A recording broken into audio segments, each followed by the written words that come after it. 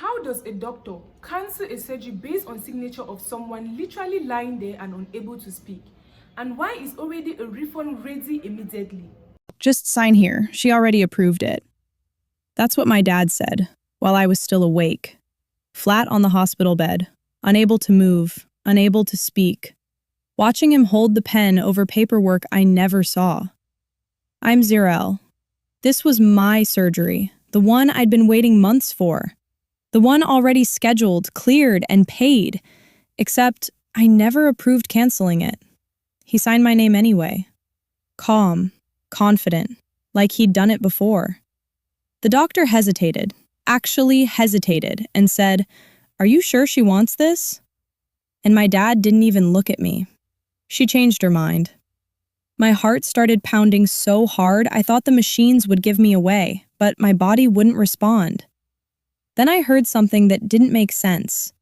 A nurse quietly said, "The refund will process immediately." Refund? This wasn't about my health. Why would there already be a refund ready the second he cancelled it? Unless this wasn't a last minute decision at all. And before I could react, the doctor turned back toward me. Before we continue, please hit the like button, subscribe to the channel, and turn on the notification bell for updates. The doctor steps closer, checking my monitors like nothing is wrong, like I'm just another patient drifting under. "Ziriel," he says louder this time. "Can you hear me?" I can. I hear everything, but my body won't respond. Not a finger, not a blink. Just my eyes, barely open, staring past him, past the light, locked onto my father as he folds the paper like it's nothing, like it's routine. "All right," the doctor exhales, almost relieved. "We'll stop here." Stop. That word lands harder than anything else. Not delay, not reconsider. Stop. My dad puts a hand on the doctor's shoulder, steady, reassuring. "Thank you. She's been stressed. This is better." Better for who? The machines beside me keep beeping in slow, steady rhythms, mocking how fast my mind is racing. I try again to move, to make any sound, to interrupt this, but it's like I'm buried under my own body. And then they start disconnecting things. IV lines adjusted, monitors peeled back, preparation undone. Every small movement feels final, permanent. My father doesn't look at me once, not when the nurse removes the surgical prep, not when the bed is shifted slightly away from the operating position, not even when the doctor walks out and says, "We'll process the cancellation." Cancellation, like it was my choice. The room empties piece by piece until it's just us. Silence settles in, and finally, he looks at me. For a moment, there's something there. Calculation, maybe. Not guilt, not hesitation, just checking. Like he's making sure I didn't catch it, didn't understand, didn't hear. "You'll be fine," he says quietly, adjusting the blanket like a normal father would. "We'll figure something else out." Something else. I trusted him. My chest tightens. Because now that I'm replaying every second, every word, something clicks into place that I missed before. The refund, the way the nurse said it so casually, immediate. That doesn't happen unless everything was already arranged, already expected. My father has always handled the paperwork, insurance calls, payments. He insisted on it when I got sick, said I should focus on getting better. I trusted that. I let him sign things for me before, small things. At least, I thought they were small. A faint sound breaks the silence, his phone vibrating in his pocket. He steps a little away from the bed, just enough to think I wouldn't notice. But I do. I hear the message come through, a soft notification, then another. He pulls the phone out, glances at it, and for the first time, he smiles. Not relief, not concern, satisfaction. Quick, controlled, but real. Then he locks the screen and puts it away like nothing happened. But it's too late. Because now I know, this wasn't a sudden decision, this wasn't panic, this was planned, every second of it. And as the numbness slowly begins to fade from my fingers, one thought settles in, colder than anything I felt on that table. I wasn't going to confront him, not yet. Because if he thought I was powerless lying here, then he had no idea what I was about to do next. The next morning, he acted like nothing ever happened. I'm sitting on the edge of the hospital bed, discharge papers in my lap, and he's pouring me water like we're just wrapping up a normal visit. "No complications," he says lightly. "That's what matters." I look at him. No mention of the surgery, no explanation, just moving on. "We'll reschedule," he adds, finally meeting my eyes, but only for a second. "When you're ready." When I'm ready. I nod slowly like I believe him, like I didn't hear every word yesterday, like I didn't watch him sign my name. On the way home, he keeps talking, small things, pointless things, traffic, groceries, a show he watched last night, filling space, avoiding silence, avoiding me. And that's when I notice it. His phone. Always in his hand, screen down, gripped tighter than usual. That night, I wait. No confrontation, no questions, just patience.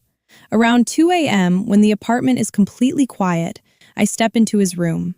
His phone is on the nightstand, still unlocked. I don't hesitate. I go straight to his messages, then his banking app. And there it is, a transfer, large, time-stamped just hours after my surgery was canceled. My name is on it. Authorization confirmed. But I never approved anything. I stare at the screen, my pulse steady now, too steady. Because this isn't a mistake. It's not even impulsive, it's organized. And as I carefully place the phone back exactly where it was, one thought settles in. If the money's already gone, then this didn't start yesterday. The next day, I don't ask him anything. I go somewhere else. I need my full authorization records, I tell the woman at the hospital desk, sliding my ID across. Everything tied to my surgery. She hesitates. That includes signed consent forms? That's exactly what I need. An hour later, I'm sitting in a quiet office, flipping through a printed stack with my name on every page. And then I see it. My signature. Clean, confident, identical, completely fake. That's not mine, I say, placing my finger on the line. The administrator leans in, frowning. This was submitted yesterday morning. I know, but that's not the part that stops me. It's the document underneath, a second form, dated weeks earlier. Power of attorney, signed in my name, granting full authority over medical and financial decisions. My chest tightens, not from panic, but from clarity. This wasn't about one surgery. He didn't improvise that moment, he built it, piece by piece. So, the administrator says carefully, do you want to dispute this? We can escalate it immediately. I look at the papers again, at the signature that isn't mine, at the date that proves how long this has been happening. Then I shake my head. Not yet. Because if I move now, he'll react. He'll hide things, move money, change stories. No, this needs to hit all at once. I gather the documents, stand up, and walk out without looking back. Because now I know exactly what he did, just not how far it goes. And that's the part I need next. That night, I stop watching and start acting. I sit at my desk, laptop open, every document from the hospital laid out beside me. The forged signatures, the dates, the power of attorney. Step 1 is the bank.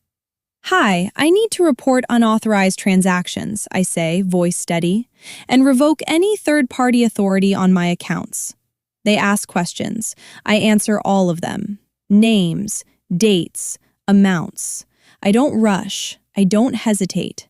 By the end of the call, the representative's tone has changed. We're flagging the account for fraud review effective immediately. Good. Next is the insurance provider. I believe a claim was processed under false authorization, I explain. I need an audit opened on a canceled procedure. More notes, more confirmations, then legal. A short consultation, but enough. Forgery, fraud, medical interference. Each word lands heavier than the last. By morning, the first crack shows. My dad calls me from the grocery store. Card's not working, he says, annoyed. Did you move money or something? I pause, just long enough. No, I reply. Silence. Not suspicion yet, just confusion. But when he gets home, I see it. Something's off. His movements are sharper, his tone thinner. Then his phone rings. He answers, pacing. Yeah, this is him. What do you mean verification? His voice shifts, tight, controlled, and for the first time, uncertain. He hangs up slowly, staring at the screen like it just betrayed him. "What did you do?" he asks. I meet his eyes and say nothing. Because he still thinks this is small, temporary, fixable. But by the time the next call comes in, there won't be anything left to fix. The next call doesn't take long. It comes while he's still standing there, phone in his hand, staring at me like he's trying to calculate how much I know. He answers immediately. "Hello?" I watch his face change in real time. "Yes, this is..." He stops, listens. "What investigation?" A pause, longer this time. "No, that's not... There must be some mistake." But there isn't. Because by the time that call ends, everything starts collapsing at once. His bank accounts, frozen under fraud review. Not just one. All of them connected to mine. Every transfer flagged. Every authorization questioned. He tries logging in again, and again, locked out. "Ziriel," he starts, but his voice doesn't carry the same weight anymore. Before he can finish, another notification hits his phone. This time, I recognize the number. The hospital. He answers slower now, cautious. "Hi, we're calling regarding a discrepancy in patient authorization," the voice says, loud enough that I can hear it from across the room. His eyes flick to me, sharp, then back down. "I already handled that," he says. "No," the voice replies, firm. "We need to verify how consent was obtained. There are concerns about forgery." Forgery. The word hangs there, heavy, undeniable. He doesn't respond right away, because there's nothing left to say. By the end of the day, the insurance company follows. The payout tied to my canceled surgery, reversed, pulled back before it could settle anywhere safe. Every piece of the plan, undone, within 24 hours. That night, he finally sits down across from me. No distractions, no phone, just silence. "You didn't have to do all this," he says quietly. I hold his gaze. "Yes," I answer, "I did." Because now the truth is fully exposed. He didn't just cancel my surgery for money. He planned it, weeks in advance, forged a power of attorney, positioned himself to control everything. My medical decisions, my finances, assuming I wouldn't catch it in time. Assuming I couldn't, but I did. And now, the consequences don't stop at frozen accounts. Legal notices arrive within days. Formal, documented, forgery, fraud, unauthorized medical interference. Family starts calling, not asking questions, reacting to facts. Because this isn't a story anymore, it's evidence. And there's no version of it where he's innocent. As for me, I reschedule the surgery. Same hospital, different terms. No shared authority, no secondary signatures, just me. When they hand me the consent form this time, I read every line. No rush, no pressure. Then I sign my name, slowly, on my terms. And as the pen leaves the paper, one thing is certain. The last time he signed for me, I couldn't stop him. This time, he couldn't stop what came after.